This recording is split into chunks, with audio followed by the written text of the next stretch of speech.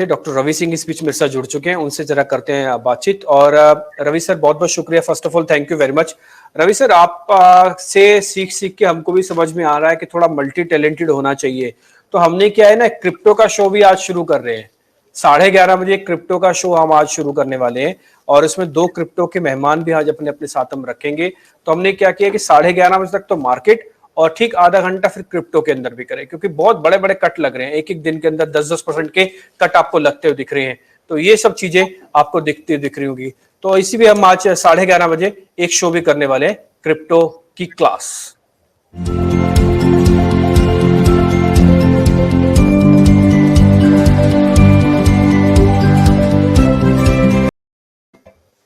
11:30 बजे क्रिप्टो की क्लास रहेगी और तो इस पर हम 2 मेहमान हमारे साथ नए जुड़ जाएंगे।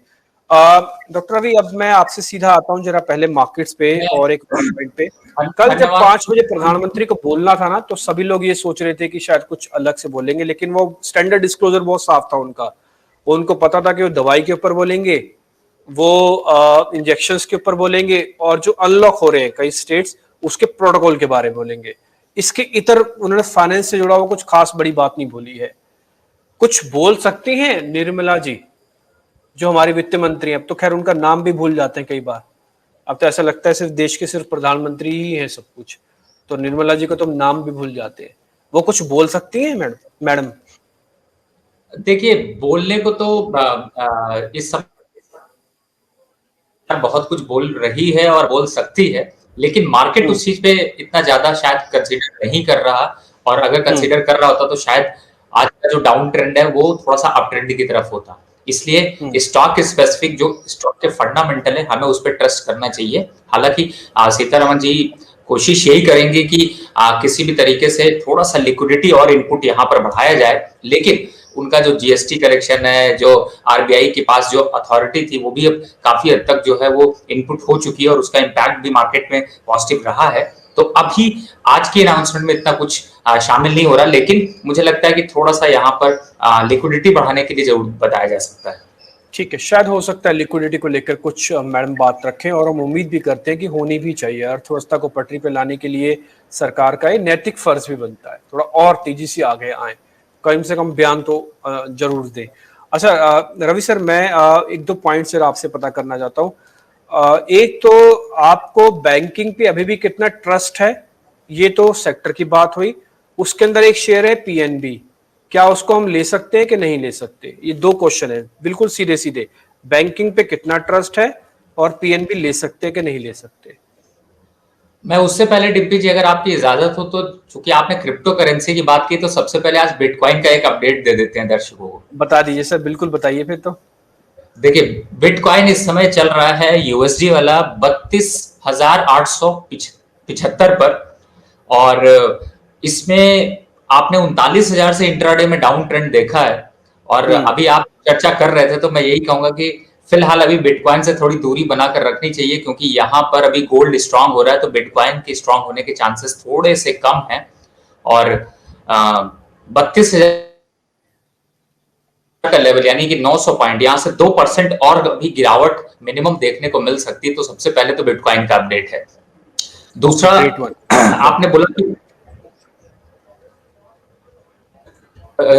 आपने बोला यहाँ पर पीएनबी। देखिए, आज जो है वो पूरी तरह से मार्केट बैंकिंग सेक्टर को अनफेवर कर रहा है। यानी कि मैं आपका डिस्कशन भी देख रहा था, तो आप ये समझाने की दर्शकों को बहुत कोशिश कर रहे थे कि जब तक अभी 35,000 के ऊपर है बैंकिंग सेक्टर, तब तक तेजी है। लेकिन मुझे लगता है कि जो उसके पैर हैं या हाथ पैर जिनको बात कर सकते हैं, यानी जो उनके कंपोनेंट है, उनमें आज थोड़ी प्रॉफिट बुकिंग रहेगी। तो पीएनबी जो 41 रुपए है, ये आपको 38 रुपए तक अभी जाता हुआ नजर आएगा, यानी कि थोड़ी गिरावट हो सकती है।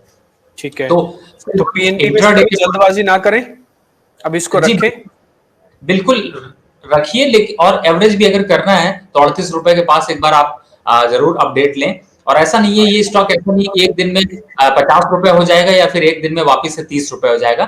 थोड़ा बहुत यहाँ पे 2-4 रुपए का करेक्शन अगर आता है तो हेल्दी करेक्शन है। शायद कल अगर 38 रुपए आया तो फिर से डिस्कशन में शामिल होगा, तो फिर से आप यहाँ पर राय ले सकते हैं अपनी, और उस हिसाब से स्ट्रैटेजी बना सकते हैं।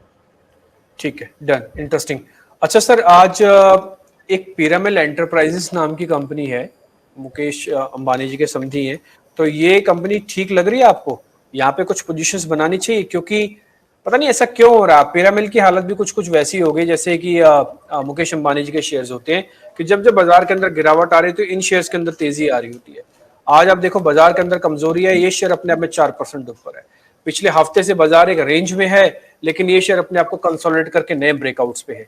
तो एक बार पिरामिड एंटरप्राइजेस पे आपका व्यू पॉइंट सर। महंगा हो गया, खरीद सकते हैं कि अभी थोड़ा रुक जाएं? देखिए, दो चीजें हैं यहाँ पर कि एक तो 2050 का लेवल चल रहा है डिम्पी जी, और एक स्ट्रॉन्ग सपोर्ट आपको इंट्राडे के हिसाब से अगर चार्ट पे चलिए तो 2020 और 2015 के बीच में देखने को मिलेगा। तो थोड़ा सा अगर करेक्शन मिल जाए तो रिस्क रिवॉर्ड रेशियो काफी अच्छा हो जाएगा, यानी कि अगर 2040 और 50 की 50-56 अभी चल रहा है, 2040 और 30 की रेंज में मिलता है तो आपका 15 रुपए का स्टॉप लॉस बन जाएगा, और टारगेट आप इस पे 2080 का रख सकते हैं, तो आप एंट्री कर सकते हैं। ऑलरेडी 5% बढ़ा हुआ है, तो थोड़े से जो फर्स्ट हाफ है इसमें एक करेक्शन की उम्मीद कर सकते हैं। ईयरली और वीकली के हिसाब से देखें तो 89% शेयर चढ़ चुका है, 14% वीकली चढ़ चुका है, तो ऑब्वियसली कि थोड़ा सा करेक्शन की उम्मीद की जा रही है, लेकिन ट्रेंड अप है, इसमें कोई डाउट नहीं है। सेल करने से बचे, जिनके पास पोजीशन है वो होल्ड करें। फ्रेश पोजीशन बनाने के लिए आप 2040 और 30 की रेंज में बनाएं, 2020 का स्टॉप लॉस लें। अपसाइड में टारगेट, मिनिमम टारगेट आपको 2080 से 2100 तक का देखने को मिलेगा। ठीक है, 2100 का टारगेट तो लगेगा, लेकिन आपको इस चीज का ध्यान रखना है कि आपको थोड़ा नीचे आके ट्रेड लेना है इसके अंदर। ये तो हो गया पिरामिड एंटरप्राइज। लेकिन हाँ, नए वाले को अभी आना नहीं है और पुराने वाले को जाना नहीं है। ये कम से कम नारा आप इसके अंदर याद रखें पिरामिड एंटरप्राइजेस के अंदर, कि अभी नए वाले को आना नहीं है और पुराने वाले को जाना नहीं है। पुराने वाला तो बना रहे, क्योंकि ट्रेंड अच्छा है, स्ट्रॉन्ग सपोर्ट है, बढ़िया शेयर है। Stop loss is 2020, target is 2100। But pyramid enterprises, आप अगर कोई आदमी ये बोले कि 2100 का टारगेट सर दे रहे हैं तो सर अभी तो 40 रुपए दूर ही दे रहे हैं, नहीं, कम से कम 20-30 रुपए और आने दो नीचे, फिर एक बार एक्सपेरिमेंट करके देख लेना 2020 के स्टॉप लॉस के साथ। ठीक है, तो ये पिरामिड एंटरप्राइजेस का एक व्यू पॉइंट हो गया। टारगेट 2080, 2100 और फिर 2120 तक भी ये शेयर जा सकता है। ट्रेंडिंग शेयर ही पकड़े, उसी के अंदर ही शायद आपको थोड़ा बहुत अच्छा पैसा बनता हुआ दिख जाएगा। सर एक शेयर में आपसे और पता करना चाहूंगा, वो है अदानी पोर्ट्स। किसी दिन अदानी पावर चलता है तो किसी दिन पोर्ट चलता है। अब इन्होंने 6 कंपनियां अलग अलग बड़े बड़े सेक्टर्स की बना रखी हैं। स्वाभाविक सी बात है, किसी न किसी सेक्टर में बज रहेगा तो एक ना एक कंपनी सर्किट की तरफ बढ़ जाती है। कल पावर चला, आज पोर्ट की बारी है, तो एक बार अदानी पोर्ट पे आपके रिकमेंडेशन। देखिए, एकदम आपने डिम्पी जी सही बोला कि एक दिन कोई शेयर चल रहा है और एक दिन कोई शेयर चल रहा है। हालांकि इसमें अगर पोर्ट की बात करें तो चूंकि अब थोड़ा सा यहाँ पर जो है वो एक्सपोर्ट एक्टिविटी बढ़ी है, और पोर्ट से आपको क्लियर है कि इसका कंपनी का बिजनेस क्या है और कितना ट्रांसपोर्टेशन हो रहा है। तो ट्रांसपोर्टेशन जो एक्टिविटी है वो थोड़ी सी यहाँ पर दिखती हुई नजर आ रही है। इंफ्रास्ट्रक्चर फैसिलिटीज में है, तो अभी ओवरऑल इसीलिए शायद मेरे ख्याल से थोड़ी सी यहाँ पर मुनाफा वसूली दिख रही है, क्योंकि मार्केट में आज ओवरऑल ट्रेंड थोड़ा सा डाउन है। निफ्टी निफ्टी की पूरी बात करें तो थोड़ा सा आज कॉन्फिडेंस कम इन्वेस्टर का यहाँ पर होता हुआ नजर आ रहा है, और इसी वजह से आपको थोड़ा सा आज पोर्ट में भी एक प्रॉफिट बुकिंग देखने को मिल सकती है। तो इन्वेस्टर पॉइंट ऑफ व्यू से तो मैं कहूंगा कि अगर आपके पास है तो इसको होल्ड रखें। अगर नए इन्वेस्टर सोचते हैं कि मैं पोर्ट में अपनी सवारी लूं नहीं लूं, आप उसमें ट्रेवल करना चाहते हैं नहीं करना चाहते हैं, तो सबसे बड़ी बात है कि इस समय अभी थोड़े हायर जोन पर है। 840 से पहले सवारी पे चढ़ना नहीं चाहिए, और अगर जिन्होंने पहले से 780, 760, 800 पे चढ़ा रखा है उनको 840 पे एवरेज करना है तो कर सकते हैं। अपसाइड में टारगेट 900, 950 जरूर जाएंगे, लेकिन आज तो बिल्हाल बिल्कुल नहीं जाएंगे। थोड़ा सा कंसोलिडेशन मोड में रहेगा, 840 को पहले टेस्ट करेगा, उसके बाद ही 950 जाएगा। तो यहाँ पर क्लियरिटी आपको बिल्कुल मिल गई है कि अभी अगर आपके पास है तो चाहे तो आप यहाँ पर मुनाफा वसूली कर लें, नहीं तो 840 का इंतजार करें, वहां पर वापस ट्रेन रुकती है स्टेशन पे, चढ़ जाइए, वो अपसाइड में टारगेट 950 का। बहुत बढ़िया, तो 840 पे आपको आ जाना है। 900 से लेकर 950 आपके दो बड़े टारगेट हो जाएंगे। आपको अदानी पोर्ट्स पकड़े ही रहना है, इस चीज को थोड़ा ध्यान रखना है। अच्छा डॉक्टर रवि, अब आपके शेयर्स पे हम आता हूँ। हमने तो जो पूछना था 2-4 शेयर आपसे पूछ लिए, लेकिन अब मैं आपके शेयर्स पे आता हूँ। आपके कौन कौन से शेयर है, किसके शेयर पे हमको ध्यान रखना है? सबसे पहले तो डिम्पी जी, आप पूरे महीने हम लोगों ने एक स्टॉक को पकड़ के रखा था, वो था मारुति, अगर आपको याद हो। और मैंने कहा बिल्कुल याद है सर। जी, हमारा डिस्कशन उसका चल रहा था 6600 पे, 67, 68, 69 तक हम लोगों ने कहा है कि आप लोग खरीदिए, और आज जो है वो 7350 है। तो फिलहाल अभी के बिल्कुल। हिसाब से जो आज निफ्टी थोड़ा डाउन ट्रेंड में है, तो आप यहाँ हाँ, पर अब काफी हद तक देखें तो ओवरऑल लगभग आपको 5% मिल रहे हैं एक महीने के अंदर ही बुक करना चाहिए। बहुत तो बढ़िया। पहला स्टेप यही है कि आप बुक कर लीजिए। बिल्कुल सर, हमने ये कुछ ड्राइंग नई नहीं बनाई है, पुरानी ड्राइंग्स ही बनी हुई है जो हमने आपके साथ ही बनाई थी कि डाउनवर्ड स्लोपिंग है, ये इसका ब्रेकआउट है। फर्स्ट टारगेट 7000 का होगा, लेकिन अगर ये भी पार हो जाएगा तो फिर आप नए टारगेट्स करीब करीब 73-7400 की तरफ जाएंगे। ये जो हमने मार्किंग कर रखी थी, ये एग्जैक्टली वही चीज है। पहले ये बेस बना, बेस ब्रेकआउट हुआ, पहला टारगेट ये आ गया था आपका 7100, फिर आपका 7400 का टारगेट था। आज करीब करीब 73-50 हम लेके आ चुके। इंटरेस्टिंग, बहुत बढ़िया। सर सारा प्रॉफिट बुक कर लें कि कुछ गुंजाइश छोड़नी है, 20-30%, 40%? देखिए, मैं तो समझता हूँ कि अगर आपको दूसरे शेयर कोई एंट्री करनी है तो बिल्कुल सारा बुक कर लीजिए, नहीं तो आप 20-30% तो हमेशा किसी भी शेयर में अगर आप छोड़ देते हैं तो आपको कई मौके मिलते हैं। तो 20-30% जरूर छोड़ा जा सकता है। आपने बता ही दिया इसका पहला दूसरा टारगेट की 7400 और 7450 का, तो 100 रुपए तक की गुंजाइश और है, लेकिन फिलहाल 7350 पे 70 से 80% पोजीशन ढीली करनी चाहिए। ठीक है सर, अब नए शेयर्स बता दो आज के जो आप देना चाहते हो या जिसको वॉच कर रहे हो आप। डिम्पी जी, पहला शेयर है, मैं हमेशा कंफ्यूज हो जाता हूँ कि मैं कैसे स्टार्ट करूं, तो इसलिए मैं मार्केट कैप के हिसाब से लेके चलता हूँ। अच्छा, तो आप और आज छोटे से बड़ा पहला कीजिए शेयर सर। मैंने छोटा रखा। हाँ। अच्छा, चलिए छोटे से बड़े में चलते हैं। तो पहला शेयर है Bhagyanagar industries. Okay, Bhagyanagar industries. हाँ, भाग्यनगर इंडिया के नाम से ये शेयर है। हाँ सर, 54 और रुपए का, 54 रुपीज का है। बिल्कुल, और इसका कैप मार्केट कैप है 173 करोड़ रुपए का। और ठीक है सर। सबसे बड़ी बात है कि ये मेटल्स और कॉपर और रिन्यूएबल एनर्जीज में काम करते हैं। और हम्म, ओवरऑल बुक वैल्यू के हिसाब से अगर बात करें तो 46% का पी रेशियो है, ईपीएस 1.17 है। और अच्छे यहाँ पर जो है वो फंडामेंटल काफी अच्छे हैं। टेक्निकल पे अभी जरूर थोड़ा सा गुंजाइश अभी बाकी है, लेकिन फिलहाल 54 के लेवल पे लॉन्ग टर्म के हिसाब से बाय करना समझदारी है। ईयरली रिटर्न की बात करें तो 225% बढ़ चुका है, और वीकली के हिसाब से 10%, लेकिन ये सब मैटर नहीं करता क्योंकि ये स्टॉक एक बार 80 रुपए तक जाता हुआ नजर आएगा। तो आप सामने का जो प्राइस है इस प्राइस पे भी एंट्री कर सकते हैं। अगर मैक्सिमम स्टॉप लॉस आप देखेंगे तो 48 रुपीज का आपको इंट्राडे में एक सपोर्ट भी दिखाई दे रहा है, और वही यहाँ पर एक सपोर्ट है। और आपने खुद ब खुद आप जिस तरीके से, डिम्पी जी यही तो बात है आपकी कि आपने ऑलरेडी उस पर सपोर्ट पे चार्ट खोल रखा है, तो क्लाइंटों को क्लियर ही हो गया कि सपोर्ट हमें क्या लेना है और क्या स्टॉप लॉस लेना है। बिल्कुल सर टारगेट जैसे सपोर्ट। जैसे आप बोलेंगे ना, आप बोलेंगे और मेरे को चीज समझ में आ रही होती है कि अच्छा सर ये पक्का यही सपोर्ट ही बोलेंगे। अब आप देखो, आपने बोला नहीं, लेकिन हमने पहले इसके दो बॉटम फाइंड आउट कर रखे थे। हमको पता 200 दिन की एवरेज है, दो बॉटम है। सर यहाँ पर पक्का एक स्टॉप लॉस तो बताएंगे। और 48 आपने एग्जैक्टली बोल दिया, हमने बस नोट करना बाकी रह गया था, ड्रॉ पहले हो गया था सर। अब दूसरे शेयर की तरफ बढ़ते हैं। अच्छा दूसरा सर, इसका शेयर, मेरे को टारगेट दे दो आप। टारगेट 64 दोगे? 10 रुपए चल जाएगा ना? जी बिल्कुल, पहला टारगेट आप 64, दूसरा टारगेट 80 रुपीज। ठीक है, पहला टारगेट 64 रुपया, दूसरा टारगेट 80 रुपया, और आपको 48 रुपए का एक स्टॉप लॉस रख लेना है। 54 का है ये शेयर, भाग्यनगर इंडिया के नाम से ये शेयर होगा। आप इस शेयर को ध्यान रख सकते हैं। पूरा चार्ट हमने आपके सामने ड्रॉ कर दिया। शेयर अच्छा है, आपको बस मौका देख के इसके अंदर एंटर कर जाना है।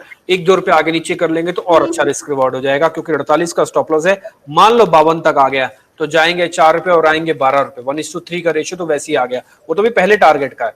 फिर एक बड़ा टारगेट भी आपको मिलेगा। 64 और 80 दोनों टारगेट हमने लिख दिए। 48 रुपए का एक स्टॉप लॉस पक्के वाला लगा लो भाग्यनगर इंडिया पे। Sir second share. दूसरा शेयर है Sumi chemical, SUMI, Sumi chemical. Okay sir. 374 रुपए का ये स्टॉक है। मार्केट कैप इसका है 18,792 रुपए का। और पी रेशियो अगर देखें तो 54 का है। ईपीएस लगभग 0.7% का है। डे के हिसाब से देखें तो आज लगभग 0.2% बढ़ा हुआ है। वीकली 16% इसमें अप ट्रेंड देखने को मिला है। ईयरली 39% बढ़ा है। और खास बात देखिए, मैं जब भी आपको फंडामेंटल शेयर देता हूं तो जो इस समय जो डायरेक्शन है मार्केट का, उसके तरफ ज्यादा फोकस करने की कोशिश करता हूँ। एग्रोकेमिकल्स और एक्सपोर्ट इंसेंटिव इनका ऑपरेटिंग रेवेन्यू बिजनेस है। तो ओवरऑल जो देखें तो फंडामेंटल काफी स्ट्रांग है, और आज चूंकि मार्केट में डाउन ट्रेंड है तो फंडामेंटल स्ट्रांग ही शेयर खरीदने चाहिए। 377 रुपए क्रॉस कर चुका है ऑलरेडी, 2.5% लगभग बढ़ चुका है। लेकिन अभी भी यहाँ पर अगर चार्ट आप प्ले करेंगे तो आपको क्लियर कट इंडिकेशन मिल जाएगा कि हाँ मुझे ये शेयर यहाँ पर खरीदना है। तो आपने डिम्पी जी क्लियर ही कर दिया है कि इसका स्टॉप लॉस क्या होना चाहिए। तो मुझे लगता है आगे आपको यहाँ पर ज्यादा बताना ज्यादा अच्छा होगा। नहीं सर, वो आप बिल्कुल बता सकते हैं सर। मैं इसके दो स्टॉप लॉस लूंगा, एक तो 360 वाला लूंगा और 340 वाला लूंगा। दो हिस्सों में इसको बांट दूंगा। ट्रेडर 360 में रख ले और इन्वेस्टर 340 का रख ले। सर एक बार आप मेरे को क्लियर कर लीजिएगा, ठीक है? 360 340, ठीक है। दो हिस्सों में इसको हमने बांट दिया क्योंकि दोनों का एक अच्छा सपोर्ट है। बिल्कुल जिसको गरम गरम शेयर पकड़ना है तो उसका तो 340 हो गया, लेकिन जो थोड़ा ठंडा करके भी शेयर को देख सकता है वो 340 तक में जरूर आ जाए। पहला पॉइंट, शेयर अच्छा है, रेंज से बाहर निकल चुका है। इस रेंज को अगर आप देख रहे होंगे तो अपवर्ड और उसका साइडवेज, साइडवेज से ब्रेकआउट। तो हमारा सिंपल सा कंसेप्ट होता है, first is break, second is shake and then take. पहले वो ब्रेक करता है, फिर हल्का सा झटकता है, कमजोर आदमी को बाहर निकाल देता है, फिर सुपर फास्ट स्पीड से आगे निकाल देता है। तो ये जो झटकने वाली प्रोसेस है वो थोड़ी हो सकती है, इसलिए 340 360 आपको स्टॉप लॉस दे रहे हैं। और आपका जो पहला सर टारगेट आपको बताना होगा, क्योंकि अभी ये क्या है ना, नए हाई पे आ गया, 52 वीक हाई पे है, इसका साल का हाई भी है। तो टारगेट आप बता दो। देखिए सबसे बढ़िया बात है कि डिम्पी जी आपने तो सब कुछ क्लियर कर दिया। 380 में अगर मान के चलता हूं, जो करंट मार्केट प्राइस वैसे 378 रुपए का है, आप यहां पर बाय करते हैं 360 का स्टॉप लॉस लेते हैं, यानी कि 20 रुपए और 40 रुपए का स्टॉप लॉस है। तो मैं आपको बढ़िया टारगेट बताता हूं कि आपको यहां पर मिनिमम जो पहला टारगेट है वो है 50 रुपए का, यानी कि 430 रुपए का। जो दूसरा टारगेट है वो मेरा है इस पे 480 रुपए का। तो आपका रिस्क रिवॉर्ड रेशियो बहुत अच्छा है यहां पर, और 1:3 का है। तो आप ये टारगेट के साथ ट्रेड कर सकते हैं। और हमारे कहते कहते ही देखिए, हाँ नहीं सर बिल्कुल, आपके कहते ही ये चल भी रहा है और 83 भी हो रहा है। और मेरे को लग रहा है कि मोमेंटम वाला शेयर है, उसके मैं आपको कहूँ तो मैं इसके 3 मिनट करके चार्ट भी दिखा देता हूँ, और इसी के अंदर ये मोमेंटम भी आपको दिखाएगा। ये 5 मिनट का चार्ट और साथ ही 3 मिनट का चार्ट। शेयर अच्छे हैं, शेयर अगर आप देखोगे तो आपको स्पीड से वो बढ़ते हुए दिख रहे हैं। 4-4.5% की तेजी आई है, ऑलमोस्ट 50 दिखाई है। 340 360 दो स्टॉप लॉस, 430 और 480 दो टारगेट हो गए। भाग्यनगर इंडस्ट्रीज का आपका स्टॉप हो गया 48 का, और आपके टारगेट है 6480। सर कोई और शेयर देना चाहते हो आप? डिम्पी जी मैं तो सारा दिन आपको शेयर बताता रहूंगा, आप मुझे बस बताइए कि देना है तो। नहीं सर, ये दो से भी चल सकता है काम, अगर आप दो ही बता देंगे तब भी हमारा काम चलेगा। दोनों मोमेंटम वाले शेयर है एक्चुअली, दोनों शेयर ठीक लग रहे हैं आपको। बिल्कुल, दोनों के साथ में एक तड़का अगर लगाना है तो आप टाटा एलेक्सी का एक बार चार्ट दिखा सकते हैं अपने पब्लिक। बहुत बढ़िया, दिखाइए सर, टाटा एलेक्सी में क्या करना है? देखिए इसमें मुझे लगता है डिम्पी जी आपका पहला कॉल मैं लूंगा कि टाटा एलेक्सी में आपका कॉल क्या है। सर मेरे को तो ये ठीक ही लग रहा है शेयर, बस मैं बोलूंगा मेरे से थोड़ी सी एक अपॉर्चुनिटी लॉस्ट हुई है। जैसे ने एक गैप इसने बनाया था, मैं छोटा सा एक स्टॉप लॉस लगा के चला सकता था, शेयर के साथ रह सकता था, पर ठीक है मेरे से एक गैप मिस हुआ है। बट मैं अभी भी एक मौका देख के 3700 के आसपास आना चाहूंगा सर इसके अंदर, या 3700 का स्टॉप रखूंगा, या 3700 के आसपास आऊंगा सर। जी बिल्कुल डिम्पी जी, फिलहाल जो अभी मोमेंटम है इसमें पहला मैं जो दर्शक देख रहे हैं जिनके पास है होल्डिंग, वो ये मान के चलें कि इसको 3850 और 4000 के लेवल की रेंज की तरफ ये अब जाता हुआ नजर आएगा। तो यानी कि जो अपवर्ड टारगेट है वो आपको अब 4000 का मिलने वाला है बहुत जल्दी। आज 4% अप है तो बहुत अच्छा है, और इसको होल्ड करके रखना चाहिए। रही बात एंट्री की, तो आप 3700 और 3750 जो आपने बिल्कुल 3700 का बीच का जो लेवल है उस पर एंट्री कर सकते हैं। टारगेट आपका 4000 का होगा, और लोअर साइड पे अगर स्टॉप लॉस आप सिर्फ इंट्राडे के हिसाब से देखिए तो आपको 100 रुपए का स्टॉप लॉस लेना होगा। यानी 3700 अगर ले रहे हैं तो 3600 और 3560 के आसपास एक स्टॉप लॉस लेके बाय किया जा सकता है। तो ये स्टॉक उनके लिए ज्यादा जरूरी है, क्योंकि मेरे पास भी बहुत क्वेरीज आती हैं और वो लोग टाटा एलेक्सी को ध्यान में रखते हैं कि क्या करना चाहिए, रखूं या काट दूं। तो फिलहाल रख के चलिए, बढ़िया है। 4000 रुपए आपको मिलने वाले हैं बहुत जल्दी। ठीक है, बहुत बढ़िया। तो एक करीब 4000 तक का इसका आप अपना इसके अंदर मोमेंटम बना के रखो। टारगेट है 3600 का स्टॉप लॉस, याद रखो सिर्फ 3600 और 4000। एंट्री आपके कंफर्ट लेवल की भी हो सकती है। मैं एग्जांपल के तौर पर, जैसे मान लो मेरे को 40 शेयर लेने हैं, तो मैंने डिसाइड कर लिया कि मैं हर 30 रुपए या 20 रुपए के गैप के पास 10-10 शेयर डालता जाऊंगा। एग्जाम्पल के तौर पर बता रहा हूँ। अगर आपको 100 लेने हैं तो आप उसकी 4 किश्त कर लो, 25-25-25 डाल दो। आपको 1000 शेयर लेने हैं तो आप 250-250 करके डाल दो। आप अपनी कॉस्ट को जितना कम कर सकते हो उतना कम करो, ये आपके हाथ में है, क्योंकि आपको रेंज भी पता लग चुकी है कि अब 3710 के आसपास आ जाएं तो हम 50 रुपए शेयर को और सस्ता कर लेंगे। सस्ता करना आपके हाथ में, एंट्री करना आपके हाथ में, उसमें कोई फोर्स काम नहीं करती है। लेकिन एक बार ले लिया फिर मल्टीपल फोर्स काम करेंगी, फिर डिमांड भी करेगी, सप्लाई भी करेगा, ऑपरेटर भी करेगा, कंपनी भी करेगी, बैलेंस शीट भी करेगी। जब तक नहीं लिया तब तक कोई दिक्कत नहीं, लेने के बाद फिर आपको मल्टीपल फैक्टर्स आपके काम करने लग जाएंगे। ठीक है, 3600 का स्टॉप लॉस याद रखने वाला है, 4000 का टारगेट इसमें याद रखने वाला है। बस ये 2 पॉइंट याद रखो, कॉस्टिंग को धीरे धीरे करके अपनी कम कर दो। डॉक्टर रवि बहुत बहुत शुक्रिया, thank you very much sir, बहुत बहुत शुक्रिया, थैंक यू वेरी मच। एक बार जरा आपका स्टैंडर्ड डिस्क्लोजर भी हम दिखा देते हैं। और मेरे को लग रहा है कि शायद आपके पास पर्सनल होल्डिंग पे नहीं होगा, आपके रिलेटिव्स वगैरह के पास भी नहीं होगा, लेकिन अपने क्लाइंट्स के पास ये हो सकता है, क्योंकि आप कार्वी स्टॉक ब्रोकिंग में ही हैं, तो अपने क्लाइंट्स को भी गाहे बगाहे कहीं ना कहीं रिकमेंडेशंस तो जरूर देते होंगे। और एक और पॉइंट भी है कि आपने एजुकेशन के लिए हमको ये शेयर बताए, बहुत अच्छे से क्लियर बताए क्या रीजन है, क्या इसकी वजह है, ये सारी की सारी चीजें हमने टिक मार्क कर दी है। इसमें कोई भी बदलाव करना हो तो आप हमको बता दीजिए, हम अभी बदलाव कर देते हैं। नहीं बिल्कुल सर, आपने एकदम परफेक्ट लिखा हुआ है, और परफेक्ट है कि क्लाइंटों की पोजीशन हो सकती है, मेरे फ्रेंड या मेरे रिलेटिव में किसी के पास पोजीशन है। ठीक है सर, बहुत बहुत शुक्रिया sir, thank you very much. Doctor Ravi बहुत बहुत शुक्रिया, थैंक यू वेरी मच।